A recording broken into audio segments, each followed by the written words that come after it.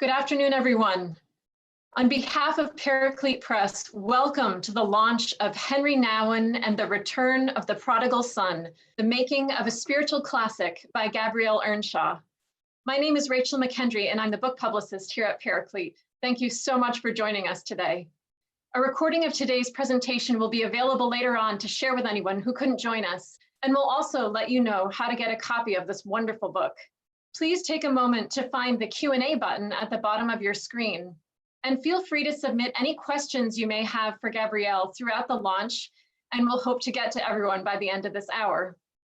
Of course, we are honored to have Gabrielle with us here today, and we have two additional guests, Karen Pascal and Father Ron Rolheiser. So by way of introduction, Gabrielle Earnshaw is the founding archivist of the Henri J.M. Nouwen Archives and Research Collection at the University of St. Michael's College, a position she held from 2000 to 2016. Currently, she is Chief Archivist for the Henri Nouwen Legacy Trust. She is co-editor of Turning the Wheel, Henri Nouwen and Our Search for God, editor of Love, Henri, Letters on the Spiritual Life, You Are the Beloved, Daily Meditations for Spiritual Living, and Following Jesus, Finding Our Way Home in an Age of Anxiety. Father Ron Rolheiser is a specialist in the fields of spirituality and systematic theology, and a New York Times bestselling author. His regular column in the Catholic Herald is featured in newspapers in 5 countries. He is the author of many books, including bestsellers The Holy Longing and Sacred Fire, also The Restless Heart, Forgotten Among the Lilies, Domestic Monastery, and Bruised and Wounded, Struggling to Understand Suicide. Karen Pascal is the Executive Director of the Henri Nouwen Society and the Henri Nouwen Legacy Trust. Prior to heading the Nouwen Society, Karen founded Windborne Productions and wrote, directed, and produced numerous award-winning television productions, including Journey of the Heart, The Life of Henri Nouwen. So congratulations, Gabrielle, on the launch of this beautiful book. And actually, Karen will be moderating our conversation today. So welcome to all of you. And again, thanks so much to everyone for joining us. Karen, if you turn your microphone on, there you go, perfect. Yes, I'm delighted to get started. Gabrielle, this is a wonderful book. It's really exciting to talk with you about it. I have some questions I'd love to ask you. I think the book is rich and really special. You managed to find the particular state of Henri's mind when he wrote this classic, and I think that's so important. You also have within the book some wonderful insights and published new material that has never before been published. It's really quite exciting. Let me ask you, how did the book get started? Well, first of all, I just want to say how excited I am to be here today, and I wanted to thank you in particular, Karen, for agreeing to moderate this, and to Father Ron for being here today, and to everyone at the Paraclete Press team who's made this possible, this book launch and the book. So that's just how I'd like to start. But well, really, this book started with an invitation, and it came from the editor of Paraclete Press, John Sweeney. And he asked me if I would be interested in writing this book as part of his Stories of Great Books series that Paraclete Press is doing. And at first, I have to admit, I was a bit hesitant because I thought, what more can be said about this book? Henri Nouwen actually provided his own meta-narrative to this book. He told us why he wrote it, when he wrote it, all the stalls he had in writing it. So at first I thought, I'm not sure if there's a book here. But then my historian self kind of kicked in, and I thought, hey, this is going to be interesting. This is a history of a book. This is something that I could really sink my teeth into. I can ask questions like, you know, what was his writing process like? Who helped him with it? Why was he so attracted to the Rembrandt painting? What in his life led him to having such an ability to see a painting in the way he did? And I thought to myself, this could be actually quite great. And then I went to the archives, which, as Rachel mentioned, I was Henri Nouwen's archivist at the University of St. Michael's College for 16 years. Got to know almost every square inch of his archival collection. And this time, though, I was in the role of the researcher, and wow, was it ever exciting to find, letters that were written by Sue Mosteller to Henri, her first reaction to the book, to his first draft, looking at the letters that people wrote to him in thanks for his book, or people writing to say, why did you omit women in this, in your interpretation? So it turned out to be a wonderful invitation, and I'm so glad I accepted it.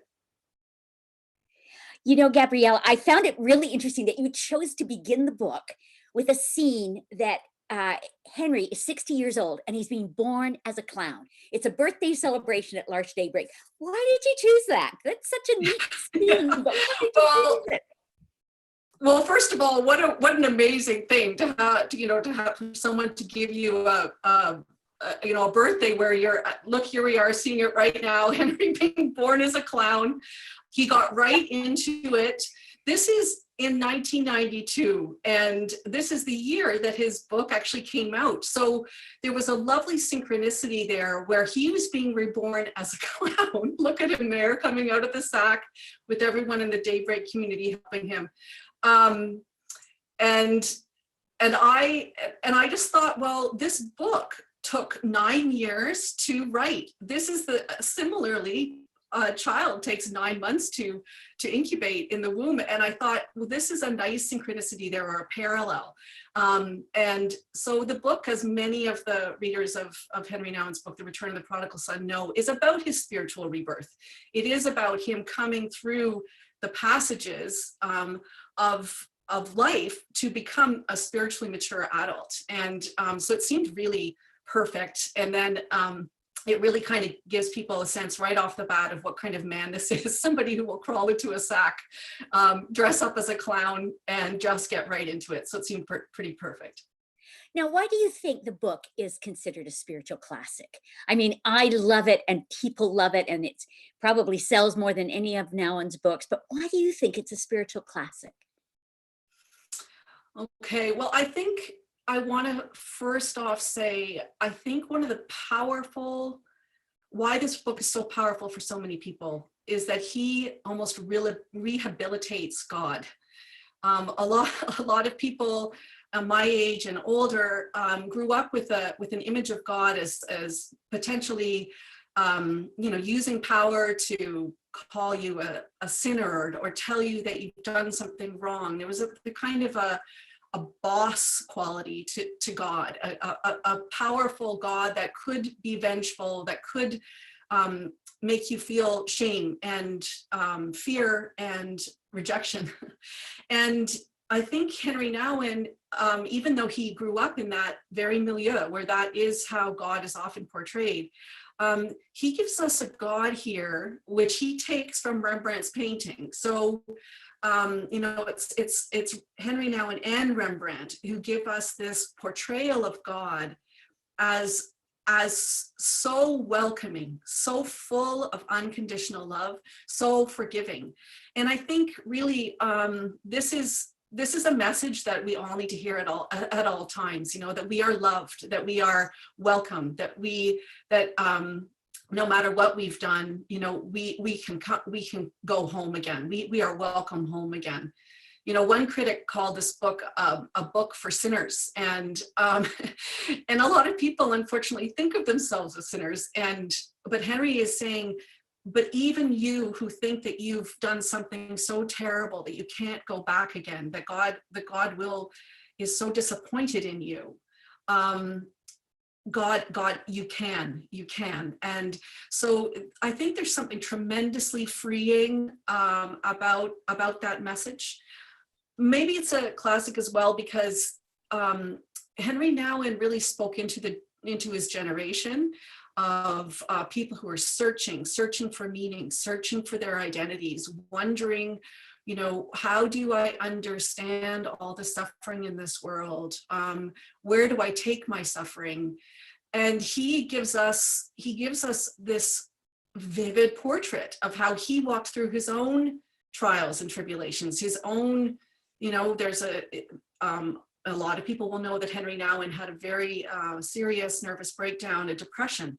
And the book goes into that. And how did he live it? How did he get out of this depression?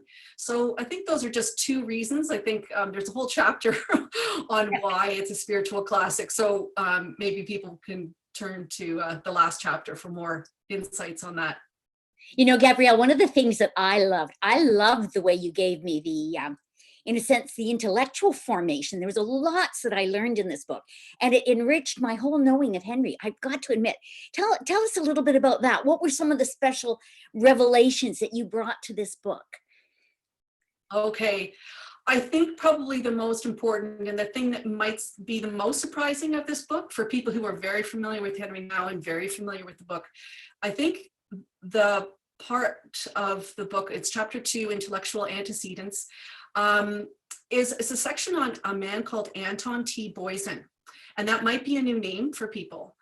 He's not a household name, and he still is not a household name. But this man, Boysen, who I'll describe it a little bit in a second, was probably the most important thinker in Henri Nouwen's life. And I did a lot of research into this relationship, or this Henri Nouwen's interest in Anton Boysen. So Boysen was American. He was born in 1876. He died in 1965. So he was a generation older than Henri Nouwen. What he was most interested in was how to provide pastoral care to people in mental health institutions. So he is known as the founder of the clinical pastoral education movement in the United States, and which started in the 1920s. And Henri studied him for in a very concerted way for about 10 years. And one important feature of Boysen is that he himself suffered from psychosis. He was hospitalized for it, and he suffered it most of his adult life.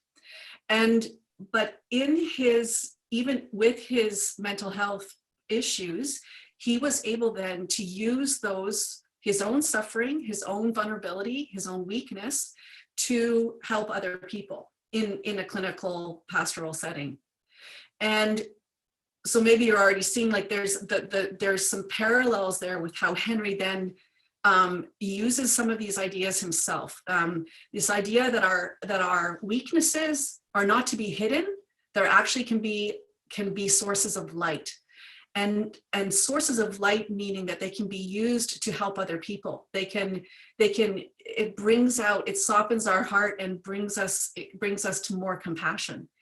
And so that's just a little bit of a taste of one aspect of the book that was quite fun to write, quite fun to research about Anton T. Boysen. As an archivist, I had seen the reams of archival material about this man. So I enjoyed being able to bring the connections between how Boysen's thought and ministry and life are actually interwoven into the return of the prodigal son. You know, Gabrielle, at the Henri Nouwen Society, we are so excited about this book. We really think it's a treasure. It's something new, and it's got all that rich research that you've done is great.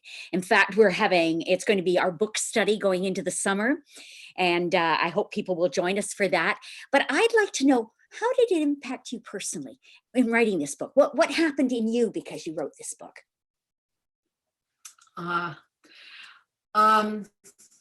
Well, first of all, the writing of this book was not a solitary endeavor, which is kind of interesting because Henri never wrote in solitude either. Of course, when he was writing, he was alone, but he almost instantly started sharing his writing and getting feedback from it. And I like many beginner writers, had some writer's block to start off with. It was sort of like, where am I going to start? How am I going to get going on this? And I had heard that Brené Brown, who many people will know, she's a person who's written a lot of books that are quite similar to Henri on vulnerability, and she's very an important person in my life, Brené Brown. But I had heard that she would invite friends over, and they would go to a cottage or some sort of beach house, which I don't have, but she would invite specific friends together, and then she would speak her book aloud. And I thought, hey, that might work for me. So I gathered up 3 very, very wonderful women. One of them was Sister Sue Mosteller, who features very heavily in the book. She's we might, talk about her a bit later, but I'm a very, very, very important figure in Henri Nouwen's life. And then Judith Leckie, who is a Henri Nouwen Society board member, and Lindsay Escu. So these 3 women met with me once a month, and I would speak my book to them. So that in and of itself was a very good experience. I got immediate feedback, but I was able to share my recent findings with people who were, really attentive. And so that I would say is a very important part of my experience with this book. I think that also the notion of spiritual maturity, I think that because I was writing about it and writing about Henri's transformation from a person who, really identified with the younger son and the elder son, his transition then to thinking about being a father made me wonder about where is my motherhood? Where is my mothering? And mothering can mean many different things. It doesn't mean just mothering, children. It can also mean just generative. Where am I generative in my life? And in a way that is grounded in my own sense of being the beloved, but then is able then to be a source of blessing for other people. That to me really struck me as a very challenging notion, one that seemed very relevant to our times. And I find myself coming back to that a lot, about this idea of how can I be a person who blesses, and how can I be a generative person? And I was really struck by Henri Nouwen's courage to even say he was going to do it, to put it in black and white, and then in his book, and then to actually live it out. So that was I would say that has made a big impact on me as a role. He's as a role model for my own life as I enter into my later years. Well, Gabrielle, I think at this point I'd love to bring in Father Ron, because I want to hear a little bit more. He's a fan of this book too, I know that for sure. But people are in for a treat, and I think just what you've just shared yourself is really, really helpful to all of us. What I wanted to ask you, Ron, Henri Nouwen had this gift for naming a moment. He was so good at that. And I would love to have you name the moment. We have, I think, as many as 800 people on this call right now, which is really exciting. And they're coming from all around the world. Henri's fans are checking in from England and from different spots, but all across North America. So Ron, can you help us name the moment that we're living together? And then let's talk a little bit more about Henri and the return of the prodigal son. Well, Karen, I think I want to start with Henri himself. Naming a moment is very important. I like to quote from Richard Rohr, where Richard says, "Not everything can be fixed or cured, but it should be named properly." And also James Hillman, I love this quote. He says, "A symptom suffers most when it doesn't know where it belongs." And I think that very much describes like Henri. See, Henri wasn't, as I'll say later, his great strength wasn't naming the sociological moment. He could name the moment in the heart. So now one could, he could name your symptoms, and he could tell you where to go with them, or even if he didn't tell you where to go with them, he would give you permission to live with the pain and the confusion that comes with those symptoms. And so as Gabriel's been saying, Henri himself, and he admitted this, he was a deeply wounded man. And he made those wounds work for everybody else. So as you know, he liked to quote Carl Rogers.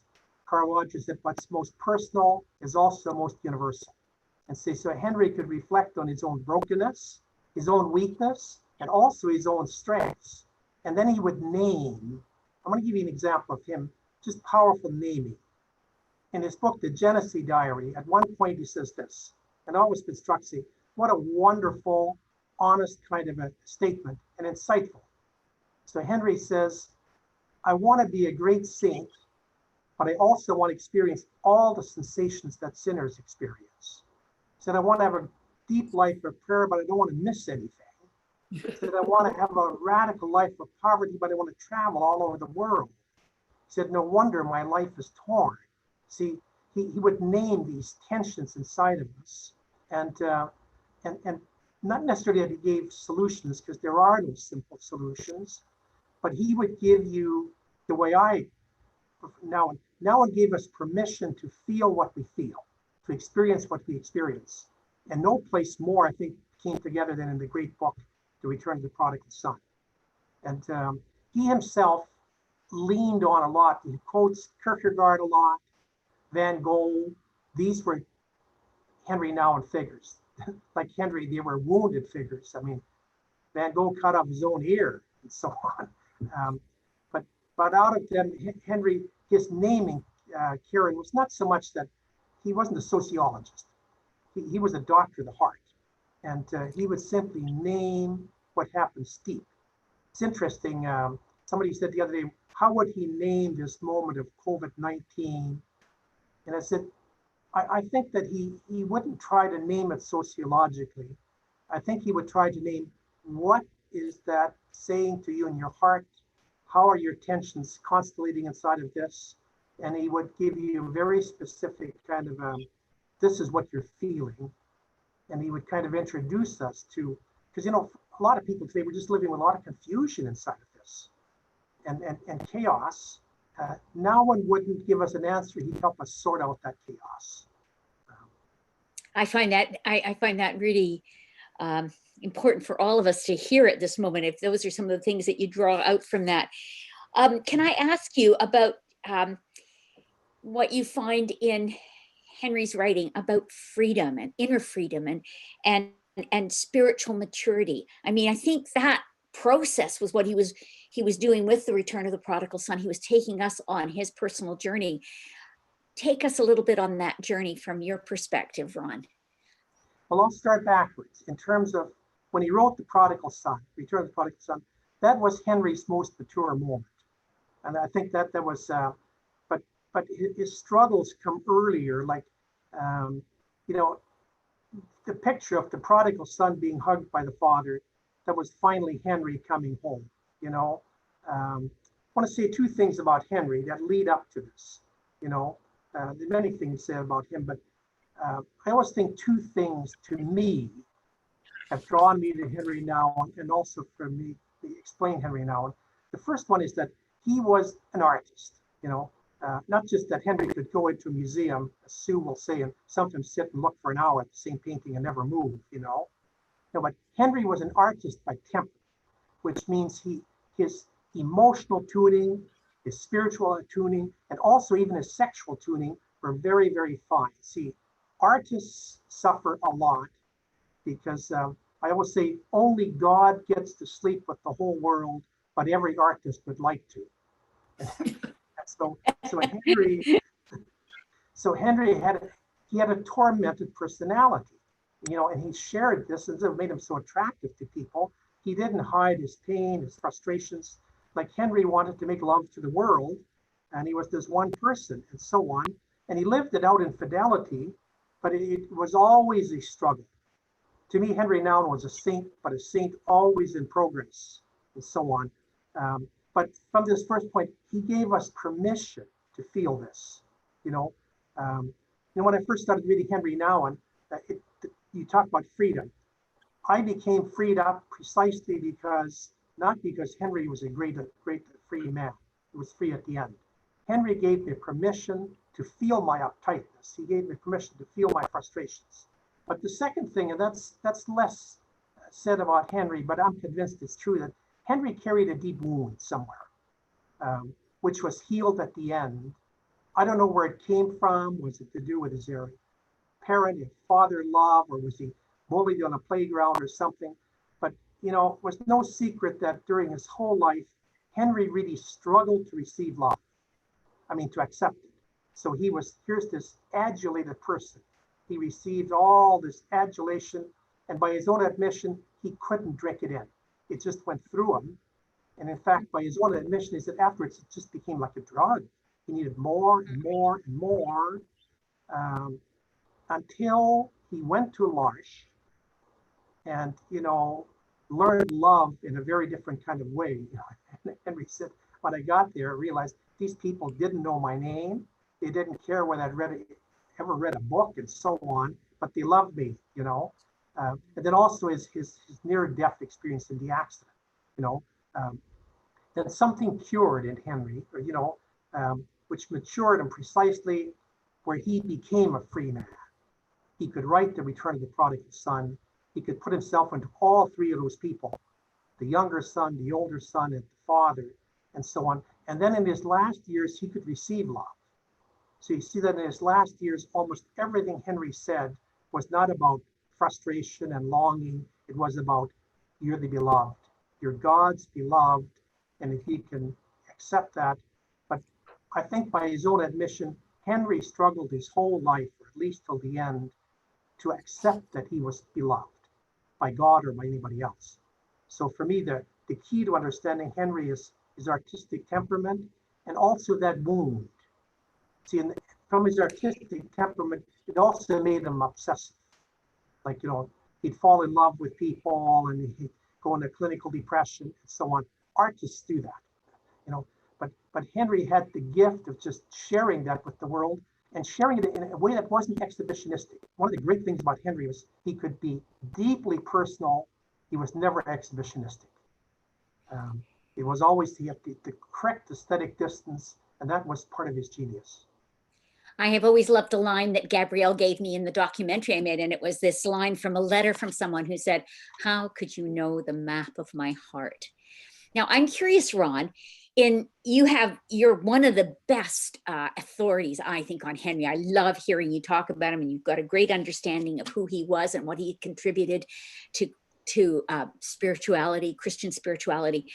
I'm curious about the book and Gabrielle's book, and how do you think that's going to enhance the experience of the Return of the Prodigal Son? What do you feel about that? Well, let me tell you why I think Gabrielle's book is a very important book. First of all, it's focused on Henri's book, The Return of the Prodigal Son, which is, I think, in our generation, the spiritual classic that's been written. And that book appeals to people across all, you know, Catholic, Protestant, evangelical, lay, secular. A lot of people carry that book. It's spoken deeply. So it's a very, very important book and so on. And the book speaks for itself, except this, you know. See, Gabrielle is the long-standing archivist of Henri Nouwen. And so she's had access to his letters, to his personal diaries, to his some of his personal struggles that out of which this book grew. You know, to really understand, things stand alone and they don't. So as an example, I can read the diary of Anne Frank just as a standalone book. It's a wonderful book and it's powerful. But if I get the context of Anne Frank in this attic and so on, what she was going through, the context of, you know, the Nazi oppression, so it just highlights, it sets the book in its context. Or I'll give you a couple of contemporary, you know, examples or analogies. For instance, just this last year, you know, I've always been, I mean, I knew his music, I didn't care much for it, but Elton John, you know. And I got dragged by friends to see the movie Rocket Man. And suddenly his music meant a whole lot more because I saw the story of his life, the struggles, you know, the lack of blessing from his father, all the struggles he went through and so on. And then all of a sudden his music just makes a whole lot more sense.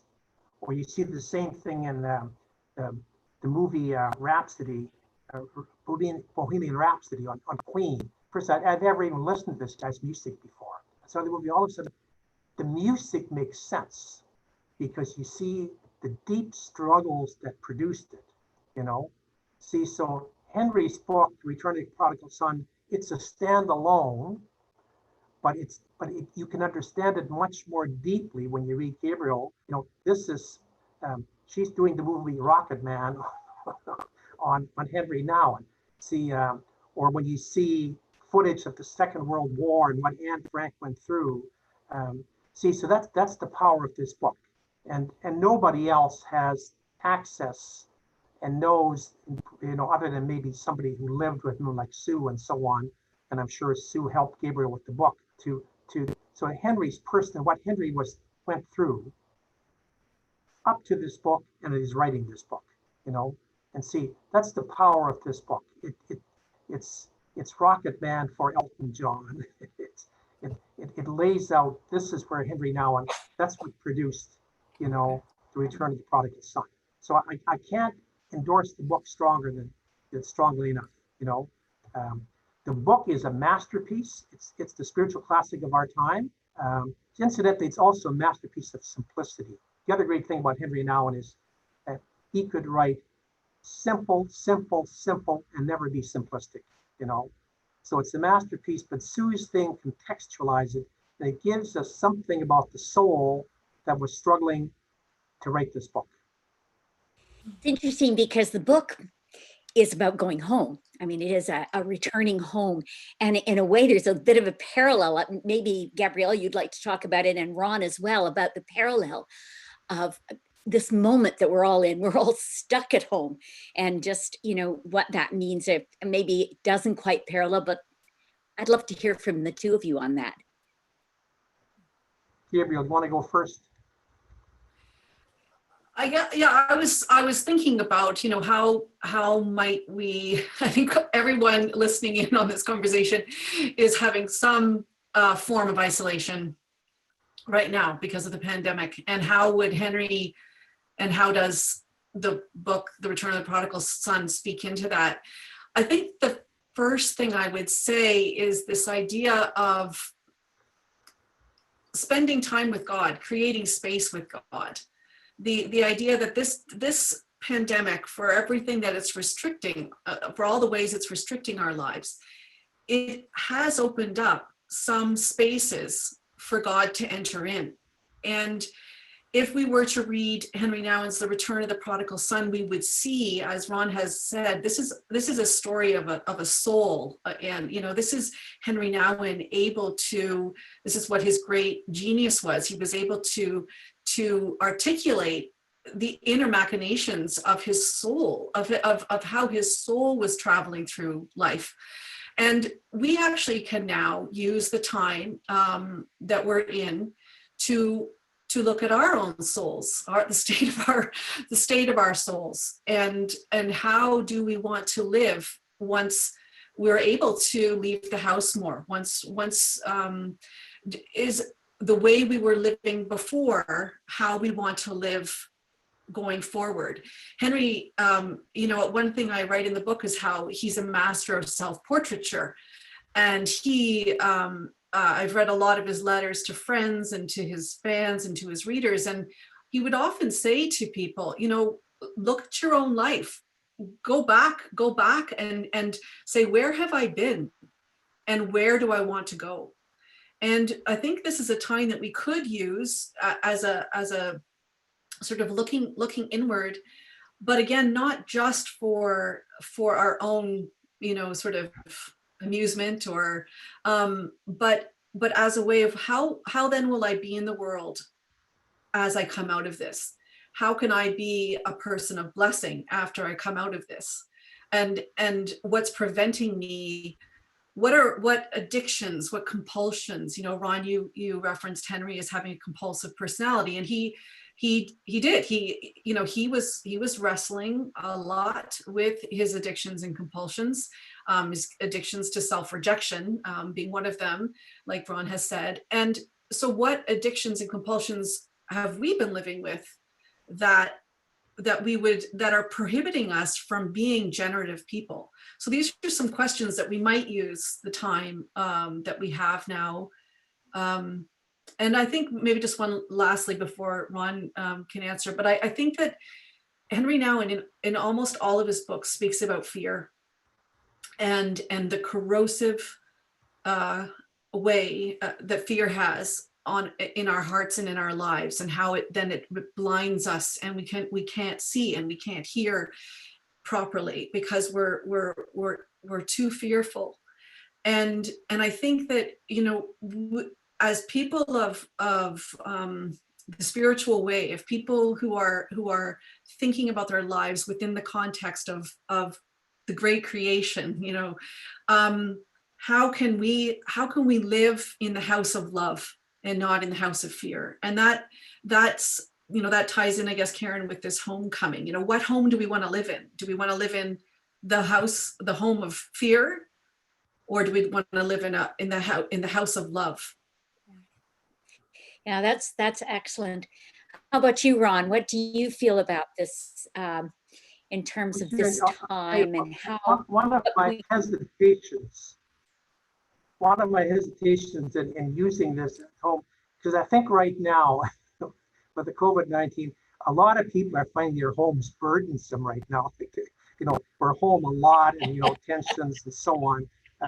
So this is a very unromantic time, I think, to talk about home. You know, but you know, for Henri, home wasn't an ethnicity, it wasn't a religion, it wasn't a gender or a citizenship or a house. It was a place in the heart. And in fact, if you look at Henri, and I'm sure Gabriel would agree, so much of his struggle, lifelong struggle, was a struggle to try to get home. You know, and I think it took Henri years to define what he thought but a place, I can put it simplistically and more complicated, but somebody once said, home is a place where they have to take you. Home is the place where they love you in spite of everything. And, you know, Henri went to Yale and Harvard and Notre Dame and all over the world and so on, searching for a home in Latin America, and never found one. He eventually found one kind of in L'Arche, you know, where the first time Henri could say, I'm home. These people love me. But I mean, it's not just a simplistic thing. Home is where they have to take you, but home is where you're morally, psychologically, and emotionally at home, you know. You know, I once had a fascinating essay from a woman, you know, the University of Saskatchewan wrote an essay, and she says, you know what home is for me? She says, I've been searching for my whole life. And she was 30 years old, and she says, home for me would be a truly monogamous marriage bed where there's real love and you don't have to go any other place from there. And I think that that's a kind of a graphic analogy, but I think that's what Henri was searching for. And I think today, in terms of the COVID-19, we are at home, but because of the tensions of the virus, the tension of being together, I think sometimes this isn't a good time to talk about the joys of home, you know. When you're in exile, you think of the joys of home and so on. But for me, I think, I look at Henri now and I think his whole journey was an attempt to come home. And I think there was something beautifully symbolic that he died in Amsterdam. I mean, he lived in North America most of his life, but he died in his family ancestry place and so on. That there was something symbolic about him dying at home, although that's a geographical place. But Henri's whole life was a search for home. I think I would agree with you on that one. I think it's very much one of the journeys that we get caught up in when we start reading Henri Nouwen. We find him reading the map of our hearts personally. I appreciated, Gabrielle, you talking about the reality of the house of moving from the house of fear to the house of love, which I think is a really vital thing. But I think the other thing with Henri was seeing him at L'Arche Daybreak. He didn't have to perform. He didn't have to perform for anybody's love. They just loved him for who he was. And I guess most of us want to know we're loved for just who we are and we're not performing. And I think that's probably one of the greatest pressures that that everyone faces. I'm thinking that I don't know whether, Gabrielle, do you want to read a little something from the book? Is there some treasure in there that you'd like to share with us? I promise people that if you're getting this book, there's some really wonderful unpublished things that you've never heard of before. So, but I'm just curious if you got a little something you'd like to share with us, Gabrielle. I do. I think this might tantalize people. So as I mentioned at the beginning, part of the real pleasure of writing this book was being able to do the research in the archives and to really read the letters that were exchanged between Sue and Henri, Sue Mosteller, Sister Sue Mosteller, and Henri Nouwen.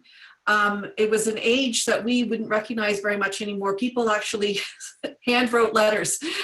They sent each other postcards. They, and they might say on the letter, it was nice to talk to you on the phone last night, but here and now I'm going to write.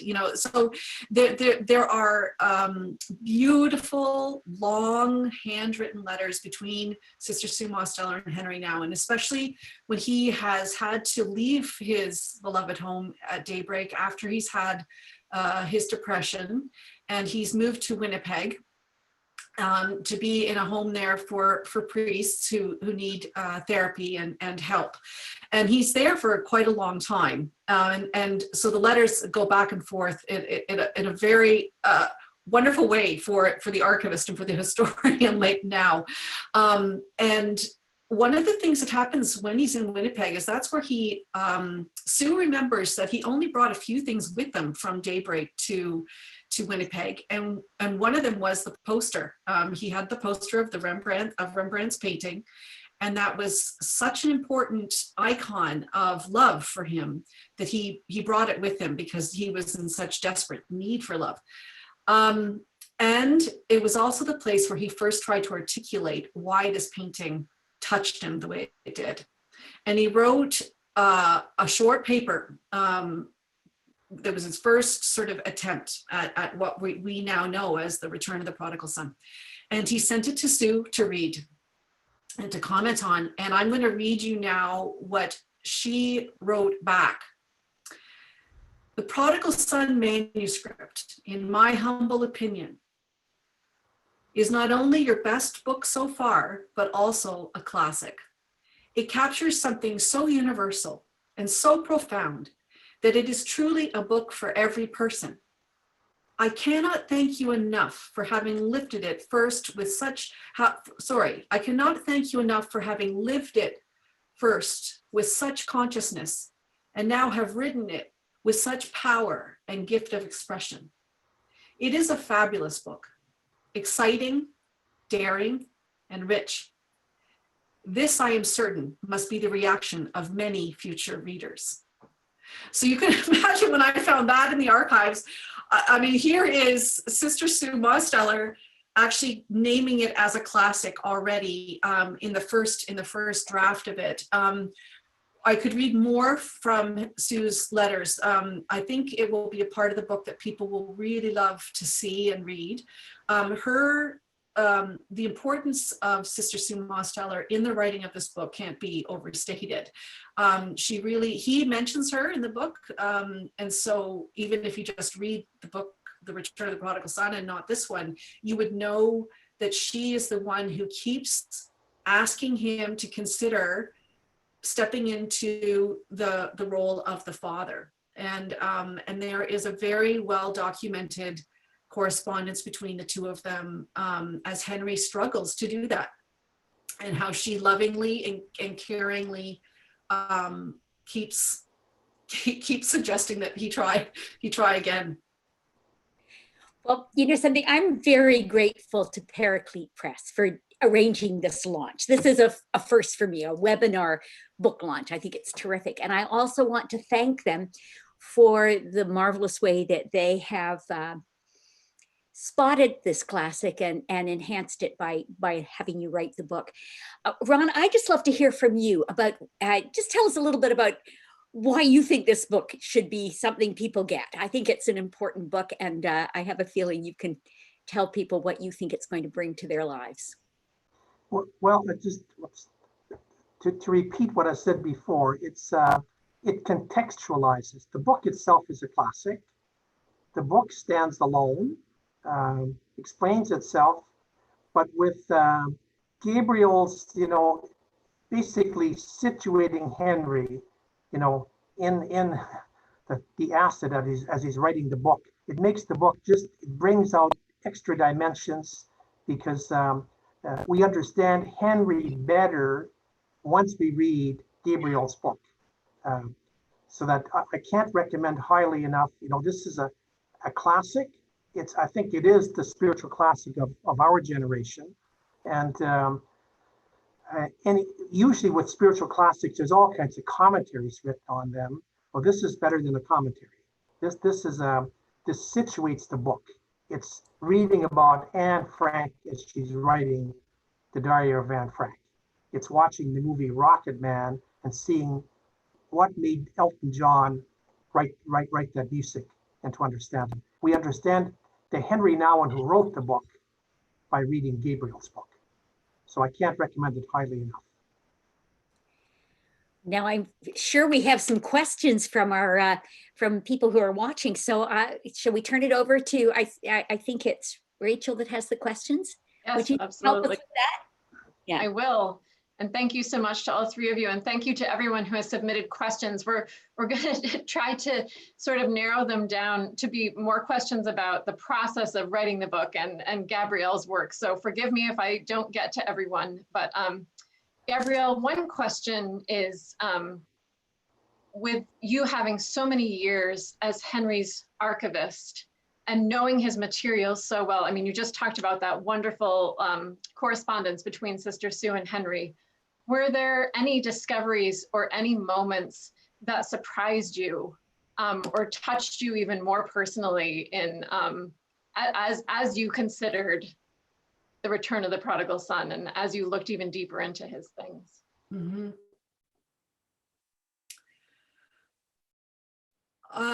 The letters that Henri wrote to Sue while he was in Winnipeg are very pain-filled. And even though he is so honest in, if people have read The Inner Voice of Love, which is his spiritual journal from the time when he was in Winnipeg, or if they've read The Road to Daybreak or any of his the published diaries, he's very, very honest and very raw. But reading these letters was it was painful for me to read the level of his descent into self-rejection, and so I think that might be the most surprising, because I thought that I knew the depth of his despair, but the letters are they're written right as he's in the moment. He's not reflecting on them later. It's right in the moment and to a very dear and trusted friend. So I would say that comes to mind as a surprise. Yeah, that's good. Thank you. Here's a question from David Filkin. And so much of this is in the book, so maybe you can just give some hints, Gabrielle. David says, it's wonderful that Henri could see himself in each person depicted in the painting and thought how Jesus mirrored the Father and the prodigal son. Do you feel that Henri pushed the concept of Jesus as the elder brother? That's a really interesting question. It is. Who wrote this? David Filkin. Okay, David Filkin, you have actually named what could have been another section in the book, which I didn't include.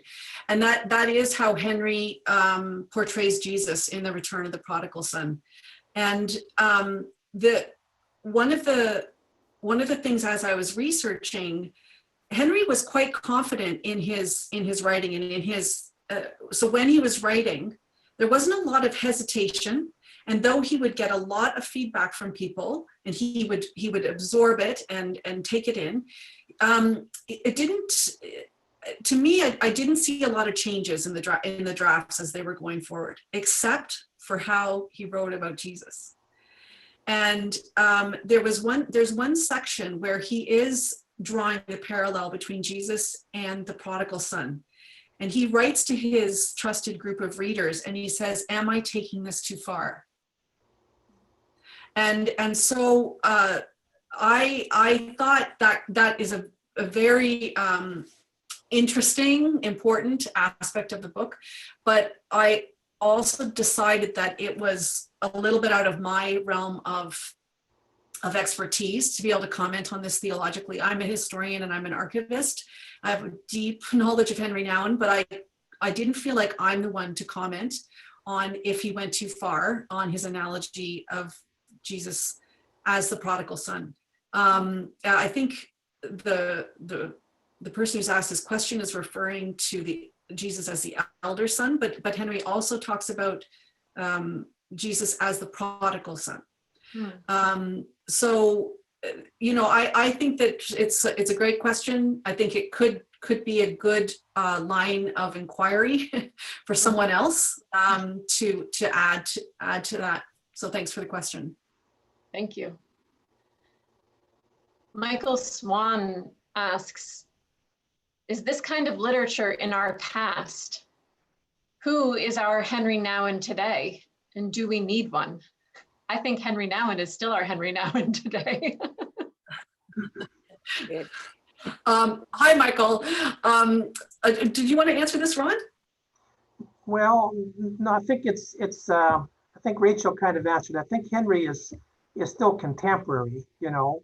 And I think for somebody to become the new canonical Henri Nouwen, time has to shake that out. I think there's some bright young writers out there and so on. You know, maybe to mention one name was not a young woman who died a year ago, Rachel Evans, you know, I think has spoken to a lot of people, has become kind of their Henri Nouwen, you know, and she sadly died very young. But, you know, history will judge that. But I'm with Rachel. I think Henri still speaks. But if I had to say one name today, I'd probably say Rachel Evans, you know. I would actually add Ron Rolheiser. I know that I read Ron Rolheiser, and I have attended retreats with Ron Rolheiser, and I find that he is very much in the same lineage as Henri, the same generous spirituality of a loving God, and with the psychological insights as well. So, thank you, Gabriel. I mean, Gabriel, I'm flattered. Okay. I am a disciple of Henri, so. Yeah. Well, and you mentioned Brené Brown earlier, and maybe the whole idea of vulnerability being something that, even though it terrifies us, we really have to explore, is something that more and more people are willing to talk about, thanks to people like Henri, who were so brave about doing it in front of all of us through his books. Yeah. Okay, here's, sorry, I'm just sort of trying to, oh, someone says Barbara Brown Taylor is another brave one. And someone's asking, yes, it's Rachel Held Evans. That's who Father Ron is referring to. Some of these questions, again, are answered in the book. Anita Hassenauer says, were there some specific things going on in Nouwen's life that prompted him to write this book? And you actually, that's basically what this book is about. So unless there's anything you'd like to add, Anita, I would say, if you buy the book, you'll find out so much about that. Let's see. Sorry, as I scroll through here. Jenny Miller says, Henri writes about the ultimate goal of compassion. How did Henri experience compassion in his life? Do you want me to answer that? Sure. I think, I mean, the return of the prodigal son, spirituality of homecoming, or no, a homecoming, sorry, is the subtitle, a homecoming. I mean, Henri Nouwen is coming home to the heart of the compassionate Father, Mother, God. And so it really, in a way, is him making that transition, that having that slow back and forth. I mean, it doesn't all happen at once or all in a straight linear direction, but I mean, he is going into the heart of compassion.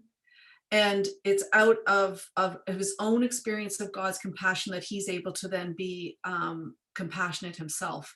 And one of the last chapters in my book is about L'Arche Daybreak members reflecting on Henri's, reflecting on him as an elder within their community, and how he became, Sue talks about how Henri could barely stop blessing people. He just wanted people to feel God's love. And if he could be a conduit for that, if he could be a channel for it, and he could only be a channel for it because he himself felt it. When people begin, when Henri Nouwen starts his journey with the painting, he's not feeling God's compassion. He's feeling exhausted. He's feeling like he is dissipated. He's tried so many different things. He's tried academia. He's tried to go to be social justice work in Latin America, political activism. He's exhausted. He's good at it all. He's got accolades, a lot of accolades, but he's not feeling good himself, because he within himself is not feeling that communion with God that he so wants. And the book actually is this slow walk towards compassion. And Rembrandt's painting is about compassion as well. It's, the parable is about compassion. It's about God's mercy. I would say that, compassion, Henri Nouwen wrote a book called Compassion, which would be a good place for the questioner to go. But I would say also we see it in action here in The Return of the Prodigal Son. This is a sort of connected question from Peter Grimbergen. I'll read you the whole message. He says, "Congratulations from the Netherlands, Gabrielle. Rembrandt's life was full of vulnerable events. Henri Nouwen's life also. The Return of the Prodigal Son and Adam, God's beloved, gives us an image of God as a God of acceptance and love without rejections, full of compassion and hospitality. I love what Henri Nouwen writes about these two subjects. What about the connection in compassion and hospitality in your book? Did you find some new perspectives in your research?" I think about that story about the blessing from the young woman. Was her name Jane? Janet. And that whole discovery of a whole new kind of hospitality. Yeah, that's great. Thank you, because I was having trouble thinking of something, but yes, that's right. So there is that wonderful story where he goes to bless Janet, who is one of the core members, one of the people with a mental handicap.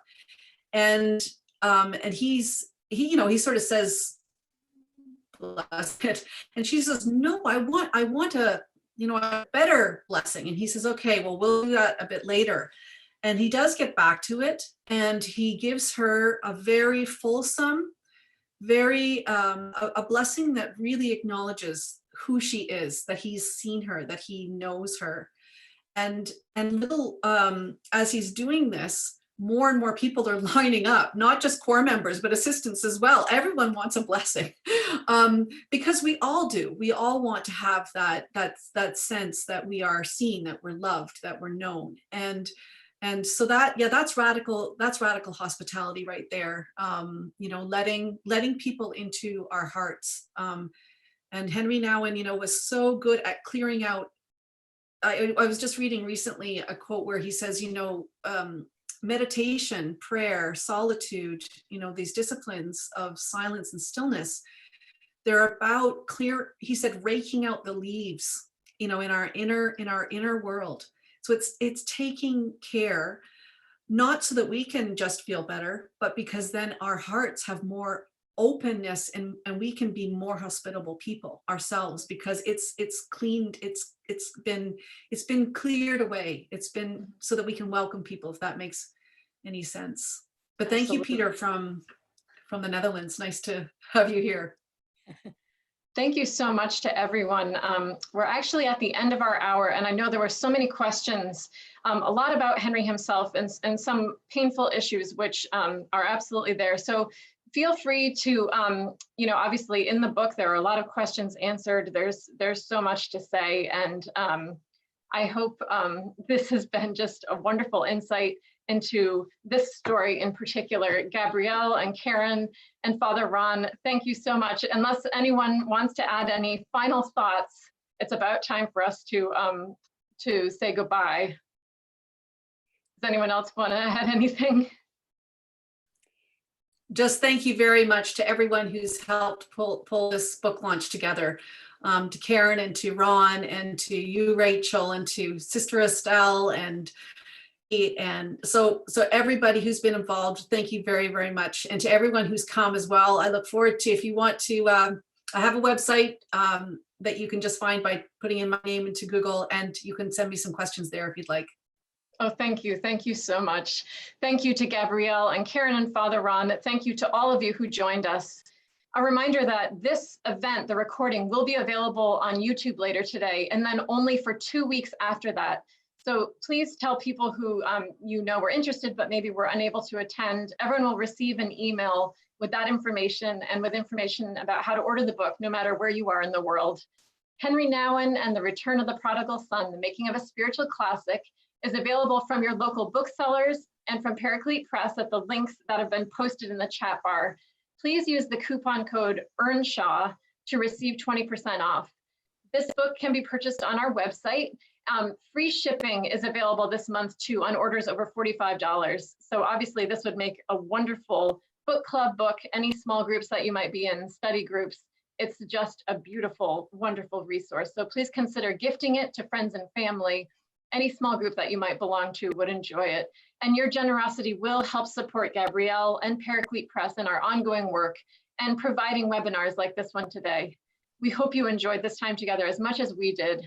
Our prayers are with all of you for health and safety, and we hope you'll join us for more of these times together with our authors. Our calendar of Zoom events is available on our website, paracletepress.com.